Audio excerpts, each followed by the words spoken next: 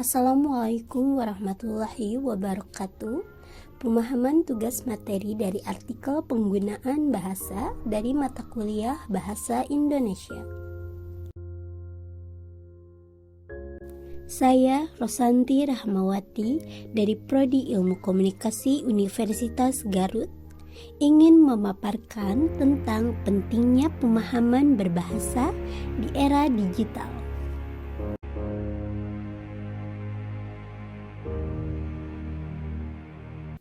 Pengertian pemahaman berbahasa. Yang pertama, pengertian pemahaman.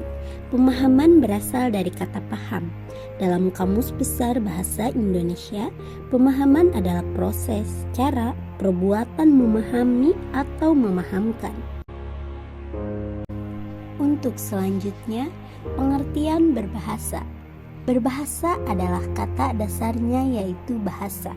Dalam Kamus Besar Bahasa Indonesia, bahasa adalah sistem lambang bunyi yang arbitrer yang digunakan oleh anggota suatu masyarakat untuk bekerja sama, berinteraksi, dan mengidentifikasi diri.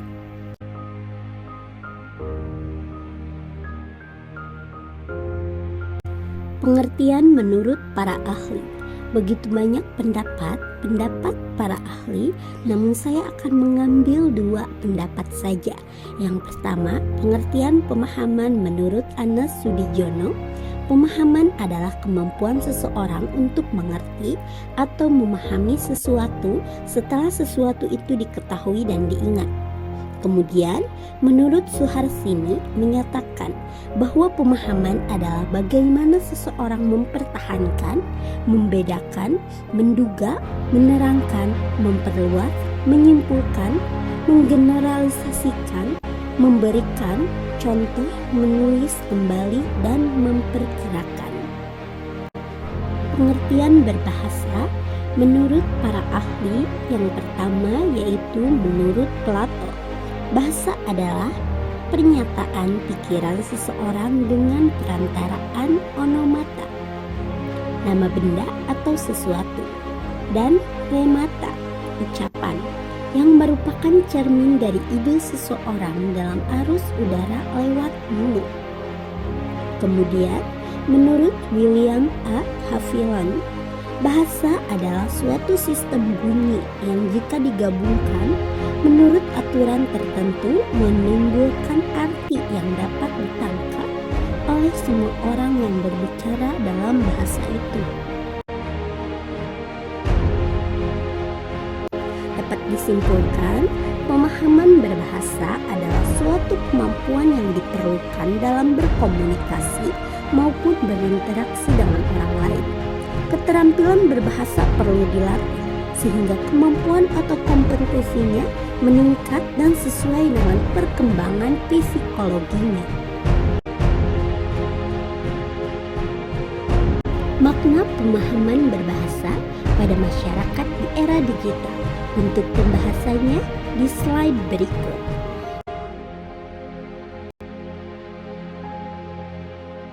Makna pemahaman berbahasa pada masyarakat di era digital. Untuk lebih lanjutnya, mengenal dulu apa itu era digital.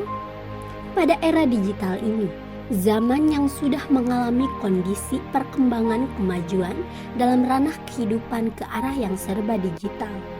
Era digital ini terus berjalan tanpa bisa dihentikan oleh manusia, karena sebenarnya kita sendirilah yang menuntut dan meminta berbagai hal menjadi lebih efisien dan lebih praktis. Kondisi kehidupan atau zaman, semua kegiatan yang mendukung kehidupan masyarakat sudah dipermudah dengan adanya teknologi. Bisa juga dikatakan bahwa era digital hadir untuk menggantikan beberapa teknologi masa lalu agar lebih praktis dan modern.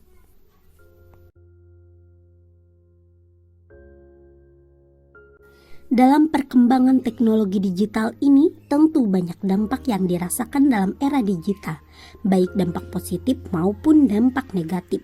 Dampak positif era digital antara lain, yang pertama, informasi yang dibutuhkan dapat lebih cepat dan lebih mudah dalam mengaksesnya.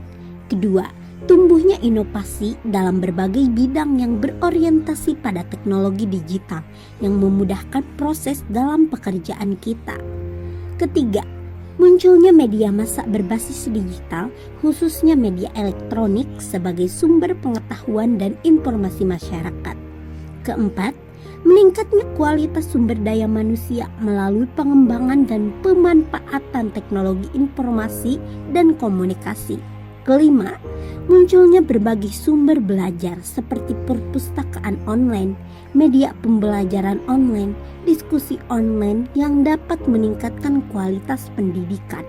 Dan terakhir, munculnya internet bisnis seperti toko online yang menyediakan berbagai barang kebutuhan dan memudahkan mendapatkannya. Adapun dampak negatif era digital antara lain, yang pertama, ancaman pelanggaran hak kekayaan intelektual karena akses data yang mudah dan menyebarkan orang plagiatis akan melakukan kecurangan. Kedua, ancaman terjadinya pikiran pintas di mana anak-anak seperti terlatih untuk berpikir pendek dan kurang konsentrasi. Ketiga, ancaman penyalahgunaan pengetahuan untuk melakukan tindak pidana seperti merobos sistem perbankan dan lain-lain. Keempat, tidak mengefektifkan teknologi informasi sebagai media atau sarana belajar. Misalnya, seperti selain mendownload internet book, tetapi juga mencetaknya. Tidak hanya mengunjungi perpustakaan digital, tetapi juga masih mengunjungi gedung perpustakaan. Dan terakhir, penggunaan bahasa yang tidak santun, bahkan mengarah pada sarkasme pada media sosial yang mudah ditemukan, dan lain-lain. Untuk selanjutnya, dunia digital berbasis internet membuat seluruh aktivitas masyarakat menjadi tanpa batas ruang dan waktu. Perkembangan teknologi transmisi termasuk jaringan media telah memicu para pengguna internet dan penyiaran digital. Ditambah perkembangan ponsel yang tumbuh pesat menjadi peran besar dalam digital dengan memberikan hiburan di mana-mana dan konektivitas online, terutama media sosial yang salah satunya media yang digunakan untuk berkomunikasi yang mudah dipahami dan sangat digemari oleh masyarakat. Dalam pembahasan ini, masyarakat menggunakan media sosial di dunia maya seperti Twitter, Facebook, blog, Instagram, dan lain sebagainya yang mudah dipahami untuk berkomunikasi. Tentunya, saat berkomunikasi menggunakan etika bahasa yang digunakan sesuai kebutuhannya. Oleh sebab itu, pemahaman berbahasa sangat penting untuk dipahami oleh masyarakat. Fenomena penggunaan bahasa yang tidak santun mengarah pada sarkasme dalam media sosial teknologi digital. Tulisan yang berisi cemooh, caci maki, dan komentar merendahkan orang lain sangat mudah ditemukan dalam akun Facebook, Twitter, dan Instagram yang disampaikan secara terbuka kepada halayak.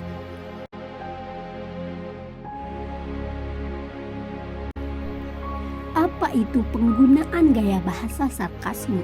Penggunaan gaya bahasa sarkasme adalah gaya bahasa penyindiran dengan menggunakan kata-kata kasar dan keras. Penggunaan gaya bahasa sarkasme dalam media sosial ini dapat mendidik masyarakat untuk menggunakan bahasa yang sarkastik. Sehingga secara tidak langsung media sosial telah berperan dalam menyebarkan contoh penggunaan bahasa yang tidak santun dan melanggar etika pergaulan. Hal ini perlu mendapatkan perhatian khusus, sebab jika dibiarkan akan membentuk suatu budaya komunikasi yang tidak sehat, bahkan dapat melunturkan karakter bangsa Indonesia yang dikenal sebagai bangsa timur, yaitu yang santun dan berbudaya tinggi. Salah satunya penggunaan bahasa yang tidak santun, yaitu membuli dengan membuat postingan yang menjelek-jelekan target atau dengan cara lain melalui media sosial. Bahkan memberikan komentar jahat bisa berupa ejekan, hinaan, label-label negatif, sesuatu yang terkait dengan harga diri, misalkan murahan, SKSD, sok gaul, sok cantik, muka operasi plastik, dan lain-lain yang masih banyak yang memang sengaja yang sifatnya untuk menjatuhkan. Hal ini mengapa terjadinya penggunaan bahasa yang tidak beretika, budaya komunikasi yang tidak sehat?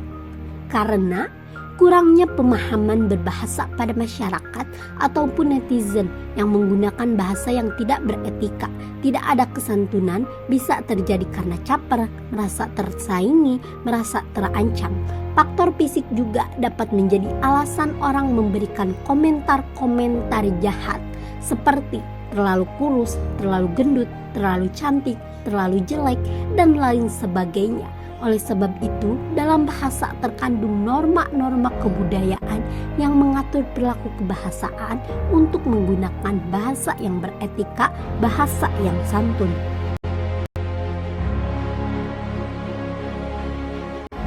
Pembahasan ini juga memberikan pemahaman kepada masyarakat di era digital untuk tidak berkomentar jahat, untuk selalu menjaga hati seseorang dengan cara berkomunikasi menggunakan bahasa yang bermoral, santun, dan beretika. Antara lain, yang pertama, tidak memberikan komentar tanggapan kepada orang lain yang bersifat membuli, bahkan lebih tahu dulu apa permasalahan yang sebenarnya terjadi.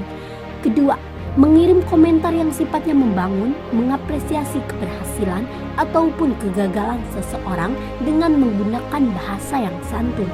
Ketiga, mampu memahami perbedaan komentar bully ataupun komentar yang mendukung. Dan terakhir, mampu memahami penggunaan bahasa yang santun dan beretika. Perlu diingat, kita boleh memberikan komentar dengan kritik yang membangun. Namun, perlu diingat juga, kita harus pandai-pandai membedakan mana komentar yang membangun dan mana komentar yang jahat. Setiap orang pernah melakukan kesalahan dan yang mereka perlukan adalah dukungan atau kembali ke jalan yang benar, bukan diserang dengan ujaran kebencian.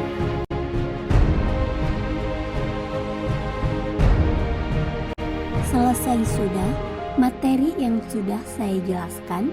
Berdasarkan paparan materi tersebut dapat ditarik kesimpulan bahwa di era digital seperti sekarang ini, semua orang dapat memanfaatkan internet dengan baik, terkhusus di bidang komunikasi. Mewujudkan pemahaman etika dan berbahasa yang kreatif dapat dilakukan dengan budaya literasi melalui internet yang dimanfaatkan semaksimal mungkin untuk mencari berbagai bahan bacaan. Oleh sebab itu, dengan adanya digital yang semakin maju, dapat memanfaatkan dalam pembelajaran seperti sekarang ini, sehingga pembelajaran ilmu yang kita dapat akan memahami bahasa ataupun berbahasa untuk berkomunikasi dengan baik, sehingga mampu menggunakan bahasa yang sopan, santun, penuh dengan etika, yang menghargai, menghormati orang lain untuk berpendapat atau untuk berkomentar dalam media sosial. Terima kasih atas perhatiannya, telah mendengarkan dan memahami dari pemaparan materi saya. Terima kasih. Wassalamualaikum warahmatullahi wabarakatuh.